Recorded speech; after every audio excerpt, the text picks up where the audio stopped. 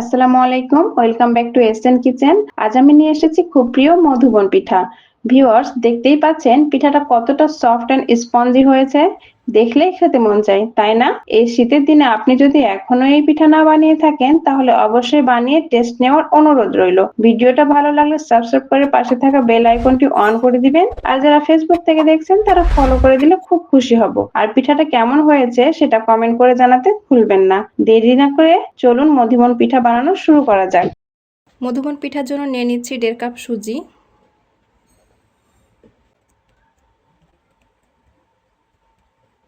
দিচ্ছি 1 টিস্পুন লবণ। আমি লবণটা ভালোভাবে মিশিয়ে নেব সুজির সাথে। এখন লাগছে কুসুম গরম দুধ। আমি দুধটা অল্প অল্প করে অ্যাড করব। আমি টোটাল 1.5 কাপ দুধ ইউজ করলাম। আমি ভালোভাবে ফেটিয়ে নিব। আমার ফেটানো হয়ে গেছে, এটা রেস্টে রেখে দিচ্ছি আমি 10 মিনিট। এটা রেস্টে থাক, আমি ততক্ষণ পুরটা তৈরি করে নিই। লাগছে 1 কাপ কুড়ানো ফ্রেশ নারকেল, সেই সাথে হাফ কাপ পাটালি গুড়। ঠিক যতটা নারকেল তার অর্ধেকটা গুড়। আমি সামান্য একটু দিয়ে দিচ্ছি পানি, এতে করে গুড়টা খুব সুন্দরভাবে গলে যাবে।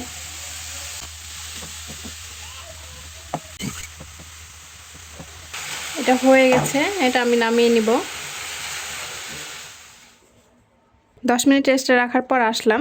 দেখতেই পাচ্ছেন মিশ্রণটা অনেকটা ঘন হয়ে গেছে এবং দুধগুলো শোষণ করে নিয়েছে সুজি। খানিকটা আরও দুধ লাগবে এখানে। আমি আরও হাফ কাপ মতো দুধ দিয়ে দিচ্ছি।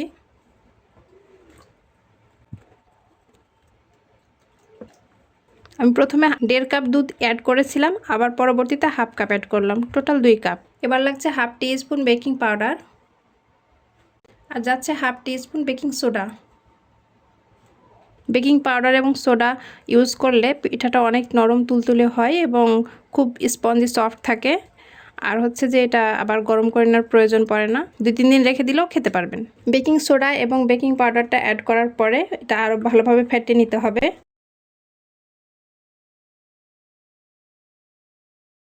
পিঠা বানানোর জন্য আমি এরকম মোল্ডগুলো নিয়েছি, এতে একটু তেল ব্রাশ করে নেব।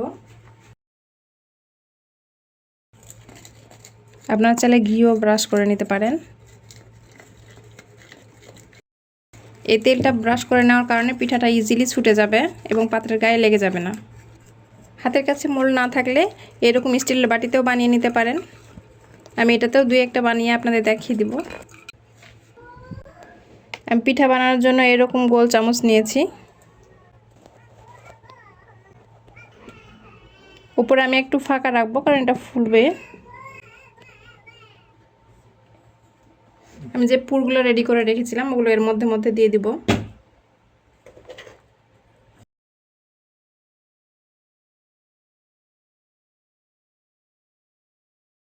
আমি সবগুলো স্টিম করে নেব, সেজন্য বসায় দিচ্ছি।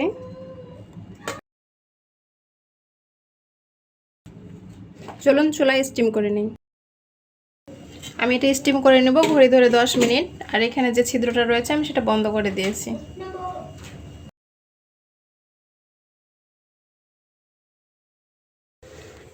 আমি একটা স্টিক দিয়ে চেক করে নিচ্ছি এটা শক্ত হয়েছে কিনা। এটা পারফেক্টলি কুকড, দেখতেই পাচ্ছেন। যদি কুক না হতো তাহলে পরিষ্কার আসতো না কাঠিটা। এখন সবগুলো আমি একে একে উঠিয়ে নেব। আমি বাকিগুলোও সেম প্রসেসে স্টিম করে নিব। এগুলো গরম গরম উঠাতে যাবেন না, ঠান্ডা হয়ে গেলে তারপরে উঠাবেন। দেখতে পাচ্ছেন ইজিলি চলে আসছে উঠে। মাশাআল্লাহ কতটা সুন্দর হয়েছে দেখতে পাচ্ছেন, একদম পারফেক্ট হয়েছে। একবারে নরম তুলতুলে তুলার মতো হয়েছে।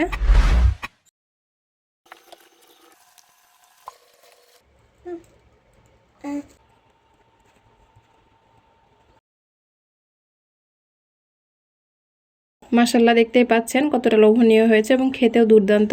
এবারে শীতে একবার হলো ট্রাই করে দেখবেন কেমন হয়েছে রেসিপিটি অবশ্যই জানাবেন।